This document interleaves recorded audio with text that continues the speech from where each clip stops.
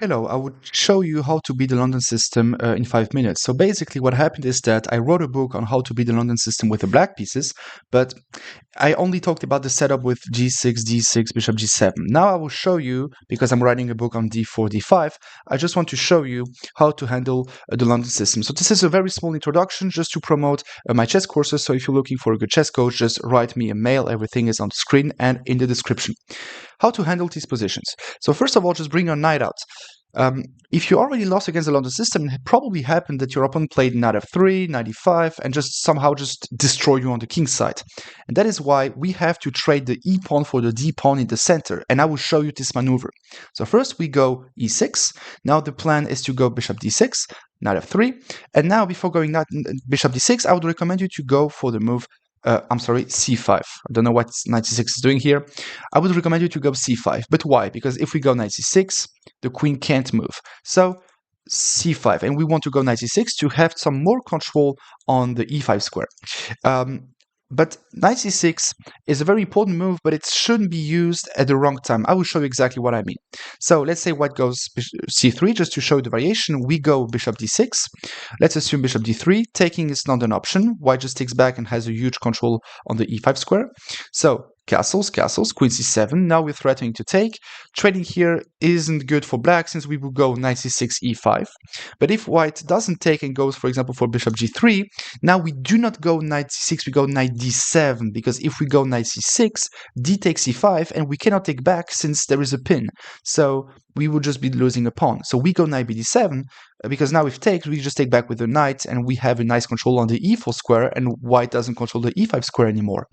So what will happen is that after knight bd2, we would just play e5, and after all these trades in the center, which are more or less forced, again, this is just a small introduction. If you want some more things, contact me.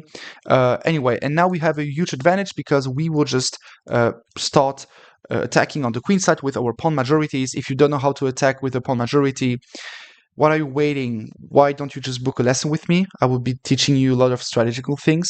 Anyway, this is basically how to handle the London system. What usually happens is that white manages to play something like knight e5. Then again, I would recommend you to play knight bd7, not knight c6 again. Now there shouldn't be any problems with the pins. It's just that it shouldn't be. I think that in that position it's okay. By the way. It becomes a little bit, yeah, I think now it's working perfectly, but even there it's very not clear. Probably it's playable, but I wouldn't recommend you to do that. I would recommend you just to go knight bd7. Okay, again, there is this trade here. I think 95 now is just wrong. What happens is, for example, actually I think that white is already worse now. White didn't achieve anything. I think it's better if we started like this. Yeah, queen c7, knight bd2, knight bd7, knight f3. Yeah, this is the real problem of this position. The thing is, we also control the e4 square, so what I would recommend you to do is just to play b6, and the idea is very simple. Let's say castles, we will go bishop b7 and knight e4. And if black tries some h4, like in a game that I saw in real life, Peng Li Min against somehow I just forgot his name. I remember this game, it will be in my book.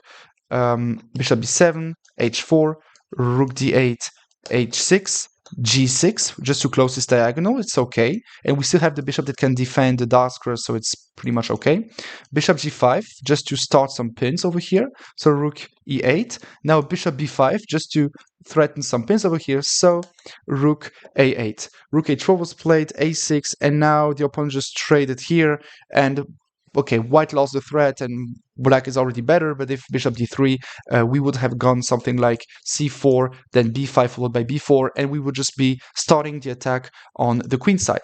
So again, this is just an introduction. If you want some more things, contact me, subscribe to the channel, share. If you're looking for a good chess book, everything is of course in the description. Thank you very much, by the way, for everyone that is supporting me. It's a great pleasure to help you improve at chess. Subscribe, see you in the future. Take care.